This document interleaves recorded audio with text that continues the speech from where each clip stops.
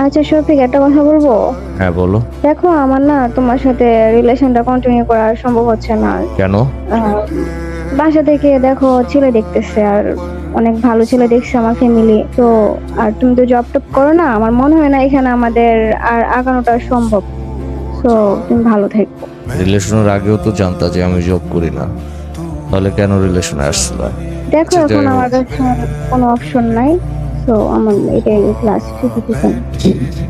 ভালো কাউকে পেলে প্রতিটা মেয়ে এমনিই বলে কোনো অপশন নাই। যাই হোক, একা ছিলাম, আচ্ছা, আবার না হয় একাই হয়ে গেলাম। তুমি ভালো থেকো তোমার মতো।